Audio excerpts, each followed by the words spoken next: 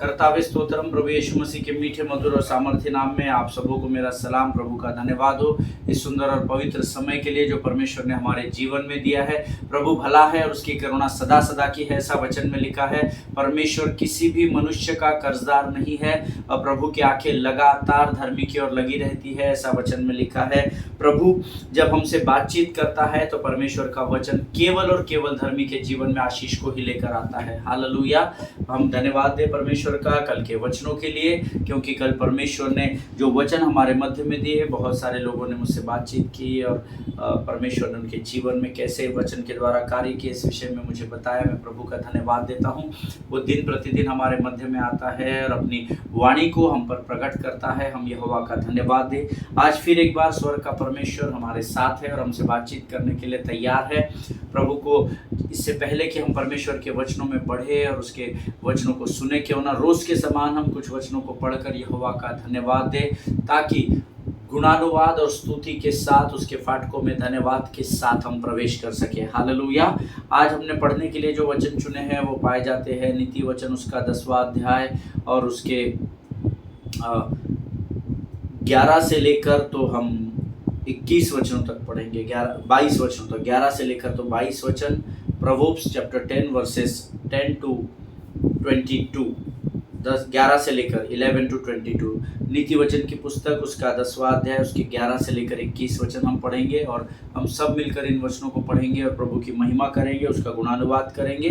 The book of proverbs chapter 10 versus 11 to 22 और सब मिलकर पढ़ेंगे। वचन कहता है, धर्मी का मुंह तो जीवन का सोता है, परंतु उपद्रव दुष्टों का मुंह छा लेता है।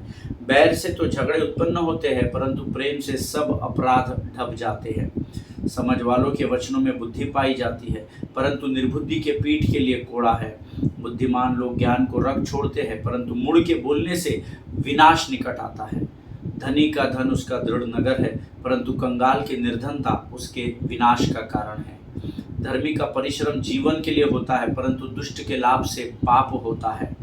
जो शिक्षा पर चलता वह जीवन के मार्ग पर है, परंतु जो डांट से मुंह मोड़ता वह भटकता है।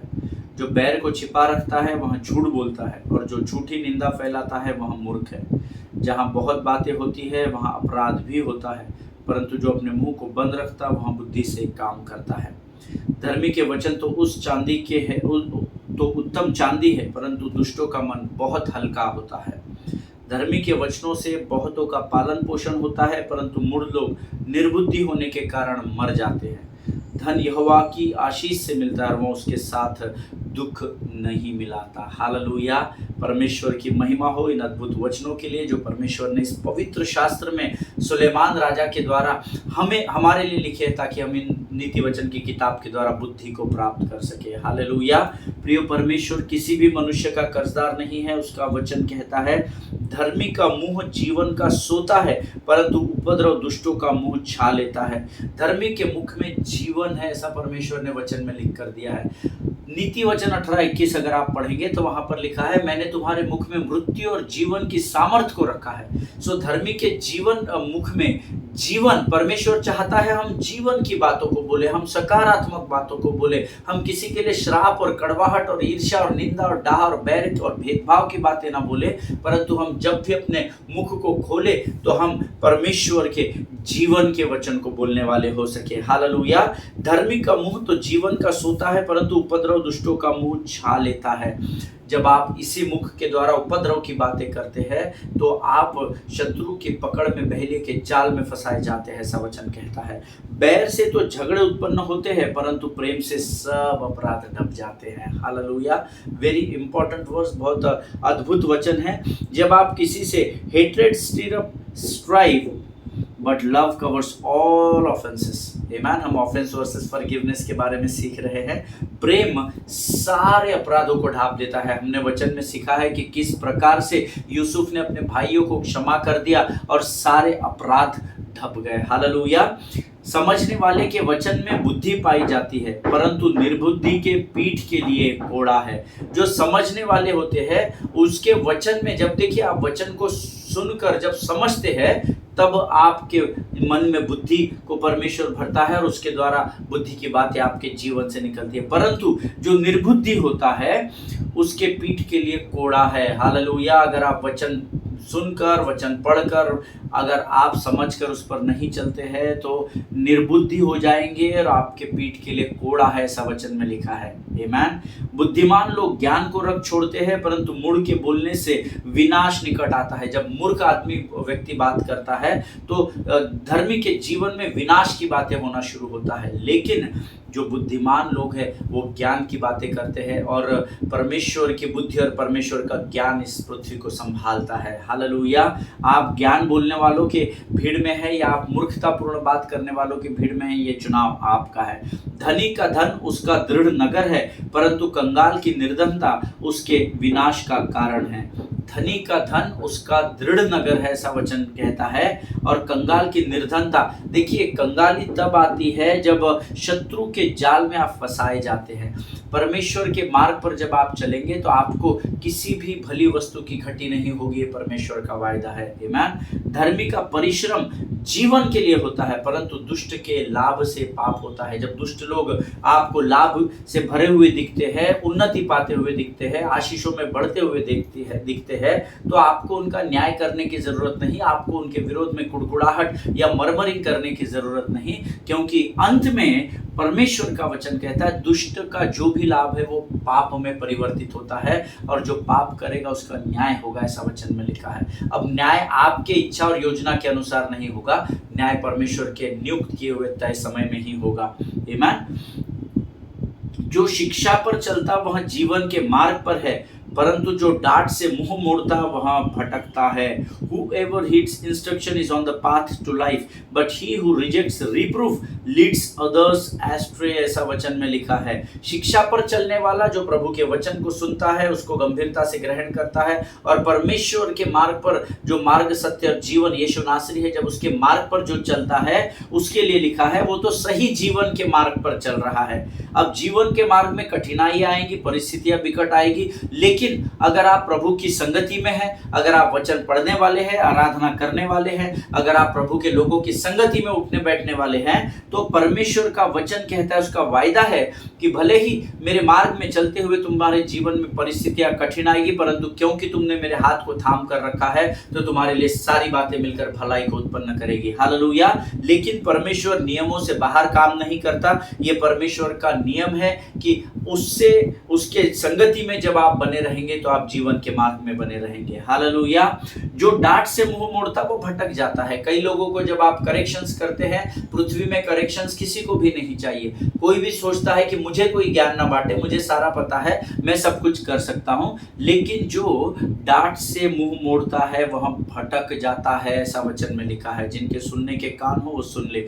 जो बैर को छिपा रखता है वह झूठ बोलता है और जो झूठी निंदा फैलाता है वह मूर्ख है। दिस इज वेरी डेंजरस, ये बहुत गंभीर बात है। आपको किसी की निंदा करने का अधिकार नहीं है, निंदा करने वालों में न होना, ऐसा लिखा है। बुरी संगति में न रहना, ऐसा वचन में लिखा है। हमको लगता है चलता है, पर स्वर्ग के राज्य में नहीं चलता है। हालेलुया। जो बैर को छिपा कर रखेगा, अपने मन में दूसरे के लिए हेट्रेड रखकर उसको छिपा कर उसके मुंह पर अच्छी बात करेगा, वह झूठ बोलता है, ऐसा वचन में लिखा है। और जो झूठी निंदा फैलाता है उसको बाइबल मूर्ख मनुष्य कहती है। जहाँ बहुत बातें होती है वहाँ अपराध भी होता है, परंतु जो अपने मुंह को बंद रखता वह बुद्धि से काम करता है। हालेलुया। अब आप कौन सी भीड़ में हैं? बहुत बात करने वालों की आप भीड़ में हैं या आप अपने मुंह को बंद रखकर आप सुनने वालों की भीड़ में? क्योंकि जो अपने मुंह को बंद रखता है वह बुद्धि से काम करता है, ऐसा वचन में लिखा है। Hallelujah.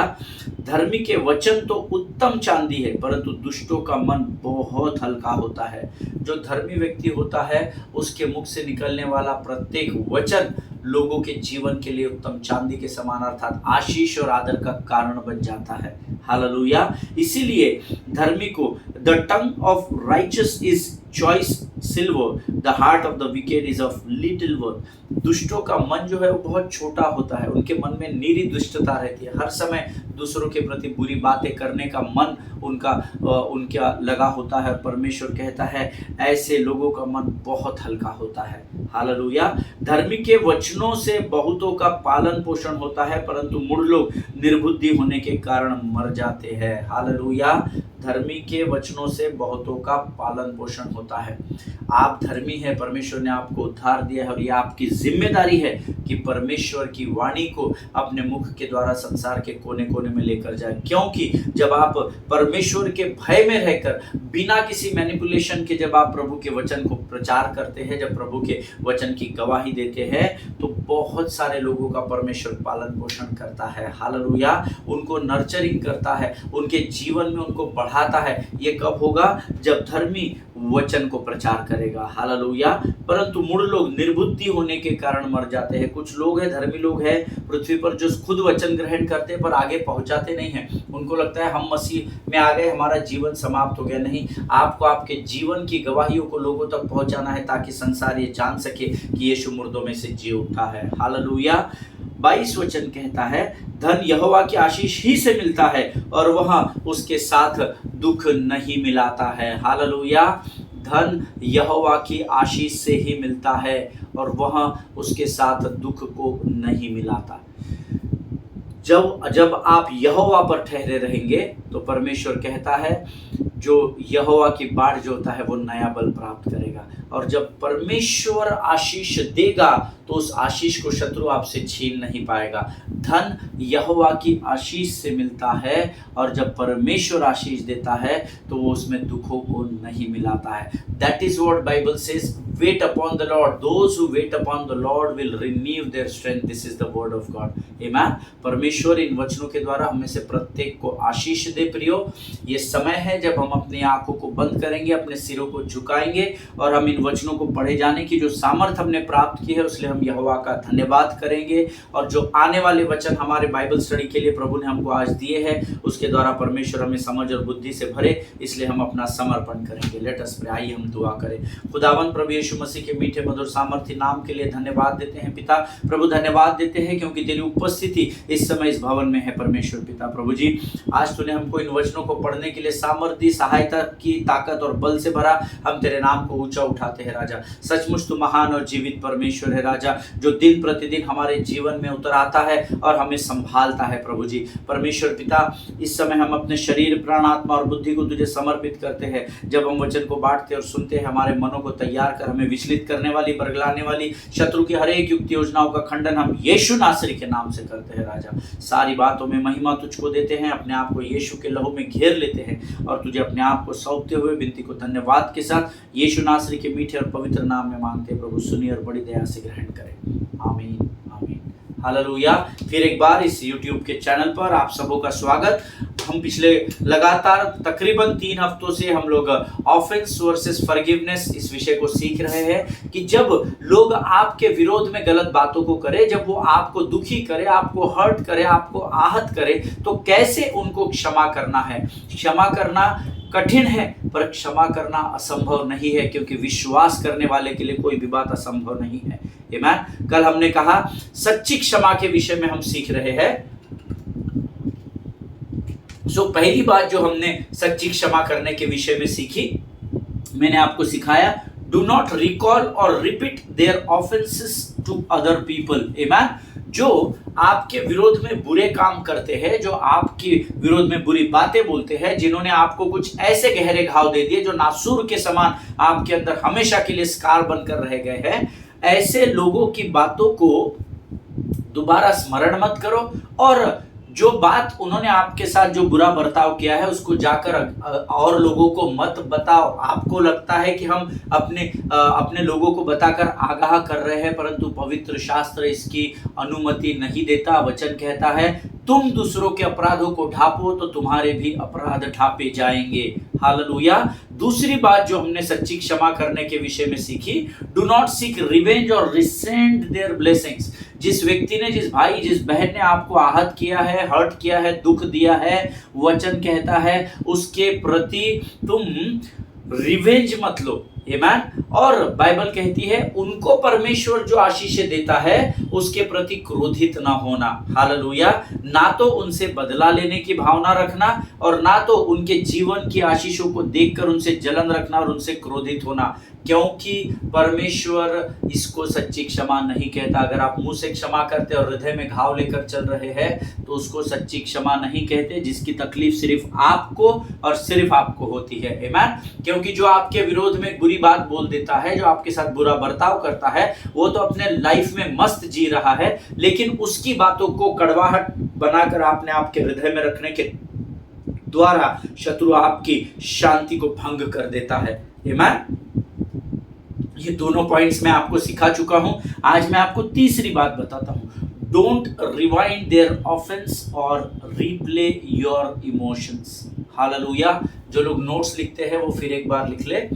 Don't rewind there offence और रिप्ले योर इमोशंस। जिन्होंने आपके विरोध में अपराध किया है, जिन्होंने आपको दुखी या आहत किया है, उनके अपराधों को दोबारा मत दोहराओ और अपने भावनाओं को उसके प्रति कार्य करने के लिए उकसाओ मत या उत्तर मत दो, आमीन।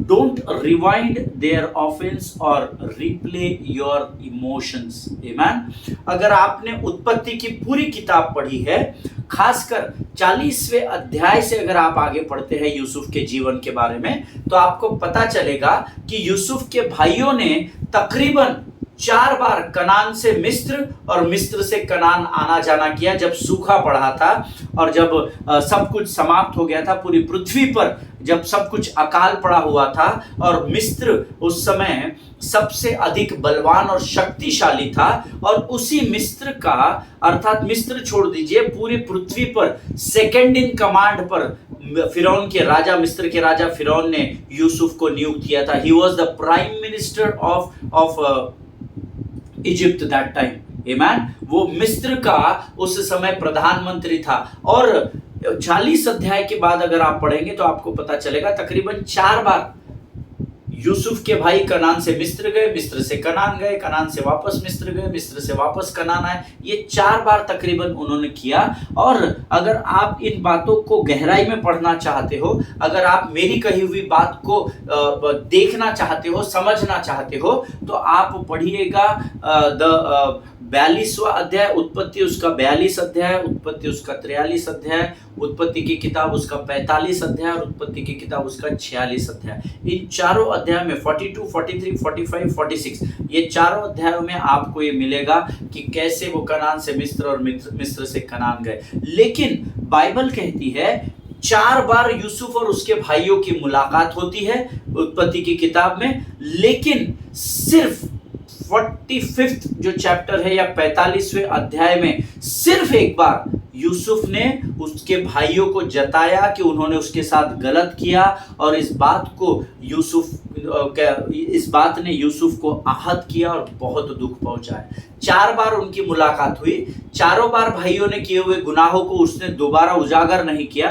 बार बार उनको ये नहीं बोला तुमने मेरे साथ ऐसा किया, मुझे गड्ढे में डाल दिया, तुम्हारे कारण मैं कैद खाने में गया, पोतीफर की बीवी ने मुझ पर बलात्कार का इल्जाम लगाया, व्यभिचार का। ये बार बार यूसुफ ने उनको उनकी गलतियों को नहीं दोहराया। अगर आप 42, 43, 45, 46 4 चैप्टर में 4 बार आना जाना वो लोग कर रहे हैं, अपने भाइयों आपस में मिल रहे, यूसुफ और उसके 10 भाई, लेकिन सिर्फ एक ही बार 45वें अध्याय में जो हम पढ़ चुके हैं, यहां पर यूसुफ ने उनको जताया, उन्हें बताया कि कैसे उन्होंने उसके साथ गलत किया था और कैसे उसके कारण यूसुफ को बहुत दुख पहुंचा था, केवल एक बार। और आगे जब आप 46वें अध्याय को जब पढ़ेंगे, जहां उसके भाई वापस मिस्र में आते हैं, तो यूसुफ दोबारा उनके किए गए अपराधों के विषय में उनसे कुछ भी बात नहीं करता, क्योंकि ऑलरेडी वो 45वें अध्याय में एक बार उनको ये जता चुका है कि उनके वजह से वो आज उसके भाइयों ने उसके साथ क्या गलत किया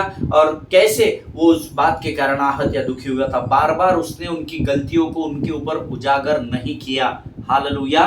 देखिए जब 46वें अध्याय को आप पढ़ेंगे, जब वापस वे लोग मिस्र आते हैं, यूसुफ के पास वापस आते हैं, तो यूसुफ दोबारा उनके किए गए अपराधों के विषय में उनको कुछ भी नहीं कहा। In fact Bible says it is written in the word of God in the book of Genesis chapter 46 that Yusuf says, I have already shared with you what you have done wrong and I have already showed my emotions from it. Hallelujah। मैंने पहले ही तुमको तुम्हारी गलती को बता चुका हूं और उसके द्वारा मुझे क्या दुख हुआ, मैं कैसे आहत हुआ, मैं अपनी भावनाओं के भी प्रकट कर चुका हूं। और अब मैं बार बार उन बातों को नहीं दोहराऊंगा और तुम्हें पिंच नहीं करूंगा, तुम्हें मैं उकसाऊंगा नहीं कि तुमने मेरे विरोध में क्या किया था। Hallelujah. Always remember that true forgiveness is something when you have to interact again with the one who hurt you. Hallelujah. True forgiveness is something when you have to interact again with the one who hurt you। कई बार ऐसा होता है, जिन लोगों ने आपको बहुत दुख दिया है वो कहीं आपके मार्ग पर आ जाते हैं। देखिए सच्ची क्षमा वो होती है जब आप किसी को हृदय से क्षमा कर देते हैं और जब वो व्यक्ति आपके साथ कहीं मार्ग में टकरा जाता है तो आपको उससे बातचीत करनी होती है। हम इसमें सीख चुके हैं true forgiveness is not always reconciliation. Forgiveness का अर्थ ये नहीं है कि आप उस रिश्ते में वापस बंध जाए, उस रिश्ते में वापस जुड़ जाए। Every time forgiveness is not reconciliation. लेकिन जब आप सच्चे हृदय से क्षमा करते हैं और जिस व्यक्ति ने आपको आहत किया है, आपको दुख दिया है, जब आपसे कभी वो क्षमा करने के बाद सामने से टकराता है, मुलाकात करता है या सामने आ जाता है, it is important to interact with him और हर। ये बहुत जरूरी है कि उस भाई या बहन से आप नॉर्मल बातचीत करें, है ना, उसके साथ जुड़ने की जरूरत नहीं है। लेकिन अगर आप सच्ची क्षमा किए हैं तो आप उससे इंटरेक्ट करते हैं। हालेलुया। जिसने आपको दुख दिया है, कई बार ऐसा होता है जो लोग हमें आहत करते हैं, हमें हर्ट करते हैं, जिन्होंने हमें बहुत दुख दिया है, वो कहीं किसी मार्ग पर हम एक साथ आमने सामने आ जाते हैं। और अगर आपने उस व्यक्ति को सच में सच्चे हृदय से ट्रू फॉरगिवनेस किया है तो जरूरी है कि आप उनसे वार्तालाप करें। हालेलुया। अगर जिस व्यक्ति को आप कहते हैं दुनिया को कि मैंने इसको क्षमा कर दिया और जब वो व्यक्ति आपके सामने आता है और आप मुंह मोड़ के निकल जाते हैं, इसका साफ अर्थ है कि आपने उस भाई या बहन को सच्चे हृदय से क्षमा नहीं किया है। हो सकता है कि वो लोग शायद आज आपके कलीसिया में हो जिन्होंने आपको बहुत दुख दिया है, बहुत आपको सताया है, लेकिन अगर आपने उनको सच्ची क्षमा की है तो वो आपसे जब मुलाकात करते हैं तो आपको उनसे बातचीत करना जरूरी है। हो सकता है वो आपके काम के स्थान पर ऐसे लोग पाए जाते हो सकता है वो आपके पड़ोसी हो, या हो सकता है वो आपके घर के लोग हो जिन्होंने आपको बहुत दुख दिया है और आप बहुत आहत हुए हैं। लेकिन अगर आप वचन जानते हैं और वचन पर चलते हैं और अगर सच्चे हृदय से आपने उनको क्षमा किया है तो आप उनके साथ बातचीत जरूर करेंगे। हालेलुया। और यहाँ यूसुफ ने मुझे और आपको सच्ची क्षमा का एक बहुत बड़ा एग्जाम्पल हमारे सामने इस अध्याय में रखा है कि जब आपका अपराधी आपके सामने आता है तब आपको उनके अपराधों को दोबारा दोहराने की जरूरत नहीं। हालेलुया। जब यूसुफ के भाई 42वें अध्याय में उसके साथ सामने आए, उसने उनसे कुछ भी नहीं कहा। 43वें अध्याय में उसके सामने आए, फिर भी उसने कुछ नहीं कहा। लेकिन जब वो 45वें अध्याय में उसके सामने आए तो उसका हृदय भर आया। तो उसने क्या किया, जब उसके भाई उसके सामने उसके राजभवन में खड़े थे, उसने सब लोगों को उस कक्ष से, उस रूम से बाहर कर दिया ताकि अपने भाइयों से जब वो बातचीत करे तो उसके भाइयों ने उनके साथ कैसे बुरा बर्ताव किया ये लोगों को पता न चले। हालेलुया। और उसने 45वें अध्याय में केवल एक बार कहा कि मैं यूसुफ हूं, तुम मुझे भूल गए क्या? मैं वही यूसुफ हूं जिनको तुमने मिस्त्रियों के हाथ गुलामी के लिए बेच दिया था। हालेलुया। और वो अपने भाइयों को देखकर रोने लगा और उसने उनको अपने भावनाओं के द्वारा ये बताया कि तुम्हारे उस काम के कारण मुझे उस समय बहुत दुख हुआ, लेकिन आज मैं इस स्थान पर उसी काम के कारण पाया जाता हूं। हालेलुया। हमको यूसुफ के जीवन से सीखना पड़ेगा कि जब आपका अपराधी जिसने आपके विरोध में बुरे शब्दों का इस्तेमाल किया, बुरा व्यवहार किया, जब वो आपके सामने आता है तब बार बार उसके अपराधों को उसको दोबारा स्मरण दिलाने की जरूरत नहीं, इससे वो सुधरेगा तो नहीं परंतु और उसका मन खराब हो जाएगा। हालेलुया। सो यूसुफ यहाँ हमें पहली बात जो हमारे तीसरे पॉइंट में है वो हमको पहली बात सिखा रहा है कि किसी आपका अपराधी जब आपके सामने आए और आपने उसको सच्चे हृदय से क्षमा किया है तो आपको उसके अपराधों को बार बार उसको स्मरण दिलाने की जरूरत नहीं है। हालेलुया। और दूसरी बात जो हमने इस पॉइंट में यहाँ सीखी है, मैंने आपको बताया that I will never replay my emotions. Hallelujah. This is very important. Never replay your emotions because Bible is a book. देखिए परमेश्वर यीशु मसीह के हृदय में भी इमोशंस थे, पिता के हृदय में भी इमोशंस है, पवित्र आत्मा भी खेदित होता है, इसका मतलब उसके अंदर भी भावनाएं हैं। हालेलुया। बाइबल में लिखा है यीशु रोया। आमीन। इमोशन है, रोना एक इमोशन को दर्शाता है। लेकिन अगर इमोशंस को आप गलत जगह पर इस्तेमाल कर दे तो शत्रु आपको अपने जाल में फंसा लेता है, आप पहले के जाल में फंस जाएंगे। आमीन। इसीलिए यहाँ पर दूसरी बात जो प्रभु ने मुझे बताई, I will never replay my emotions. जब भी आप इंसान उस व्यक्ति को, उस भाई या बहन को देखते हैं जिसने आपको दुख दिया है या आहत किया है तो आपके अंदर उसके प्रति ऑटोमेटिकली क्रोध आ जाता है, जलन आ जाती है, कड़वाहट आ जाती है, नफरत आ जाती है। और ये संभव है क्योंकि हम मनुष्य हैं और हमारे अंदर वो स्वभाव है जो माँ के पेट से जन्म लेता है वो पाप के साथ पृथ्वी पर आता है। तो हमारे अंदर वो साइकोलॉजिकल इफेक्ट्स होंगे। जिस व्यक्ति ने आपको बहुत दुख दिया, आपने जिससे कभी भी उम्मीद नहीं की थी कि ये मेरे साथ ऐसा बर्ताव करेगा और आपको उसने इतना दुख दे दिया, और जब कभी भी वो इंसान आपके सामने आ जाता है तो उसके प्रति आपके अंदर ईर्ष्या, डाह, कड़वाहट, नफरत भरी बातें आ जाती है। लेकिन इससे पहले कि ये सारी बुरी आत्माएं आप पर हावी हो, you need to control over your emotions. Hallelujah.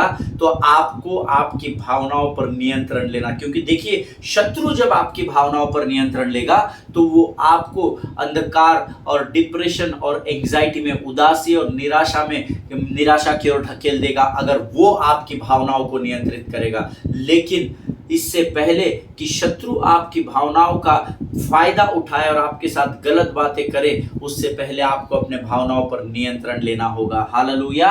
पिछले दिनों में मेरे मित्र है यहाँ पर और मैं उनसे बात कर रहा था और वो पेशे से एक साइकोलॉजिस्ट है, इज अ साइकोलॉजिस्ट, और बहुत अच्छी प्रैक्टिस है उनकी। और जब मैं उनसे ऐसे नेचुरल, हम लोग जस्ट कॉफ़ी पी रहे थे मेरे ऑफिस में, मैं जब उनसे बात कर रहा था तो सडनली उसने बात करते करते वो एक पेशेंट के बारे में उसके बता रहा था और बहुत इरिटेट किया उस पेशेंट ने मुझे, और सारी बातें मुझसे जब शेयर कर रहे थे डॉक्टर साहब तो उन्होंने मुझे कहा, pastor no one can control their emotions. कोई भी अपनी भावनाओं पर नियंत्रण नहीं कर सकता है। और जब मैं उनकी इस बात को सुन रहा था तो प्रभु के कुछ वचन मेरे कानों में गूंज रहे थे और मैंने उनसे कहा, डॉक्टर आप शायद सही बोल रहे हैं कि कोई भी इस पृथ्वी पर खुद के इमोशंस को मन में सोचने पर क्रोध आ सकता है, आपके मन में ईर्ष्या दूसरे से आपके मन में उत्पन्न हो सकती है, कड़वाहट आपके हृदय में दूसरे की उन्नति को देखकर हो सकती है। जिन्होंने आपको दुखी और आहत किया है उनके प्रति जब आप उनको सामने से आता हुआ देखते हैं तो आपको वो सारी बातें शत्रु रिमाइंड करा सकता है, सारी बातें रिवाइंड करा सकता है और आपके मन में उसके प्रति नफरत हो सकती है। और मैंने डॉक्टर से कहा कि डॉक्टर यू आर सेइंग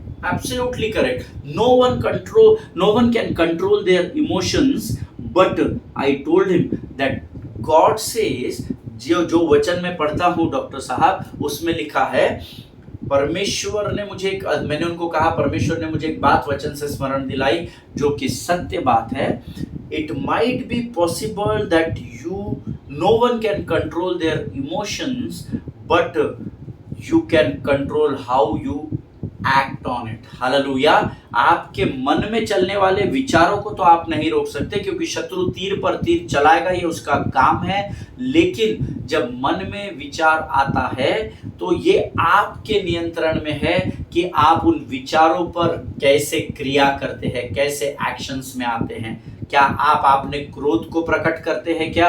क्या आप आपकी नफरत को सामने वाले के सामने पेश कर रहे हैं क्या, कि वो जान जाए वो आपके सामने से आ रहा है और आप मुंह मोड़ के निकल जाते हैं, आप इग्नोर कर देते हैं? अगर आप ऐसी हरकतों को कर रहे हैं, अर्थात आप एक्शन में दिखा रहे हैं, तो फिर आपने उस व्यक्ति को सच्ची क्षमा नहीं की है। हालेलुया। केवल मुंह से बोलने से क्षमा नहीं होता, ओके आई फॉरगिव यू ऐसा बोलने से क्षमा नहीं होती। आमीन। परमेश्वर का वचन कहता है मैंने तुम्हें सेंत में क्षमा किया है और तुम भी दूसरों के पापों को अपराधों को क्षमा करो। हालेलुया। हम ये चाहते हैं कि प्रभु हमें क्षमा कर दे, पर धर्मी दूसरे को क्षमा करने के लिए तैयार नहीं है। बट ऐसा पवित्र शास्त्र कार्य नहीं करता है। हालेलुया। गॉड हैज हिज परमेश्वर के कुछ नियम हैं और उन नियमों में जब मैं और आप बैठ फिक्स होते हैं या उन नियमों में जब मैं और आप अपने आप को डाल देते हैं, तभी हम आशीषों के भागीदार होते हैं। हालेलुया।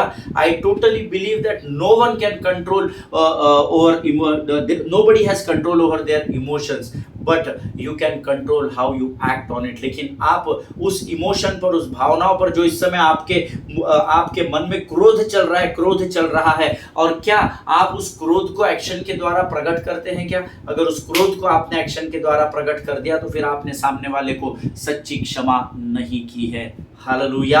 जिनके सुनने के कान हो वो सुन ले कि प्रभु का आत्मा क्या कहना चाहता है। जब आप उस इंसान को देखते हो जिसने आपको दुख दिया है, बड़े गहरे घाव आपके, वो 1 साल पुराना घाव हो, 20 साल पुराना हो, 2 दिन पुराना हो, लेकिन इतना गहरा घाव है कि जो आपके हृदय में बैठ गया है एक स्कार के रूप में, एक चिन्ह के रूप में। अगर ऐसा किसी ने आपको दुखिया आहत किया है तो आपको आपके मन में ये बोलना पड़ेगा कि प्रभु मैं अपने आनंद को इस व्यक्ति के लिए नहीं खोऊंगा, मैं परमेश्वर की शांति को थाम कर रखूंगा। मैं ये तय करूंगा कि मुझे क्या करना है क्या नहीं करना है। मैं अपनी भावनाओं के ऊपर दूसरों को नियंत्रण नहीं करने दूंगा। हालेलुया। मेरी भावनाएं प्रभु मुझ पर हावी नहीं हो सकती। परमेश्वर पिता, you have to take control on your emotions and actions. Hallelujah. अगर आप किसी को सच्ची क्षमा करते हैं तो आपको आपकी भावनाओं पर नियंत्रण लेना पड़ेगा। शत्रु आपके मन में बुरे विचारों को डालेगा, ये उसका काम है, और शत्रु अपना काम करने से नहीं चुकेगा। परमेश्वर अपने वायदे को पूरा करने से नहीं चुकेगा। लेकिन अगर आप शत्रु को मौका देंगे तो शत्रु आपको बहलिए के जाल में फंसा कर रख देगा। हालेलुया। आपको मन में जो बुरे विचार आ रहे हैं, आपको अपने मन में ये बोलना पड़ेगा और मुख के द्वारा अंगीकार करना पड़ेगा, मैं प्रभु कुछ भी हो जाए मैं इस व्यक्ति को देखकर अपने आनंद को नहीं खोऊंगा। प्रभु जी, मैं तेरी शांति से, तूने जिस शांति से शालोम बनकर मुझे थाम कर रखा है, मैं उस शांति को थामे रहूंगा। प्रभु मैं ये तय करूंगा कि मुझे क्या करना है और क्या नहीं। कोई मेरे इमोशंस को नहीं चला सकता, क्योंकि प्रभु मेरे इमोशंस पर तूने पूरा नियंत्रण लेकर रखा है। हालेलुया। परमेश्वर इन बातों को समझने में आपकी सहायता करे, आपकी मदद करे। आज हम इस अध्ययन को यहाँ पर समाप्त करेंगे क्योंकि हमारा समय समाप्त हो गया है। कल हम इससे और आगे गहराई में जाएंगे। देखिए, ये लार्जेस्ट बाइबल स्टडी सब्जेक्ट है जो प्रभु ने हमको दिया है। मैं 5 वर्षों से लगातार यहाँ पर प्रचार कर रहा हूँ, पर यह सबसे बड़ा प्रचार है। नहीं तो 10 एपिसोड्स, 12 एपिसोड्स, 15 एपिसोड्स, 16, 17, 18 एपिसोड्स में अध्ययन खत्म हो चुके हैं। लेकिन अगर क्षमा के बारे में परमेश्वर हमको इतनी सारी चीजें कंटिन्यूअस बताता चला जा रहा है, तो मुझे और आपको इस विषय के प्रति बहुत गंभीर होने की जरूरत है, क्योंकि क्षमा न करना आपके जीवन की हर प्रकार की उन्नति को रोक देता है। लेकिन जब आप सच्चे हृदय से किसी को क्षमा करते हो, आप यकीन जानिए स्वर्ग की शांति और स्वर्ग का आनंद आपके जीवन का रोज का भाग बनने पाएगा। हालेलुया। परमेश्वर आप सबों को बड़ी बरकत और बड़ी आशीष दे। आइए इस समय हम धन्यवाद की प्रार्थना प्रभु को बलिदान करें। खुदावंत प्रभु यीशु मसीह के मीठे और मधुर नाम के लिए धन्यवाद देते हैं राजा। इस सुंदर और पवित्र समय के लिए धन्यवाद देते हैं। तूने फिर एक बार प्रभु आज हमें कुछ बातों को स्मरण दिलाया जो हम भूल चुके थे राजा। फिर एक बार इन बातों को स्मरण दिलाने के लिए हम धन्यवाद देते हैं। प्रभु, हमें लोगों को सच्ची क्षमा करना तू सिखा परमेश्वर पिता। हमें नम्र और दीन बना परमेश्वर पिता, ताकि हम लोग लोगों को हृदय से और मन से और आत्मा से क्षमा कर सके और हम उस कड़वाहट और उस बोझ को उनके प्रति लेकर आगे न बढ़ने पाए। परमेश्वर पिता, शैतान की हर एक युक्ति योजनाओं का खंडन आज हम अपने जीवन से यीशु नासरी के नाम से करते हैं। राजा पवित्र आत्मा तू आ और हमारे जीवन, हमारे विचारों, हमारे शब्दों पर और हमारे सब कुछ पर नियंत्रण ले।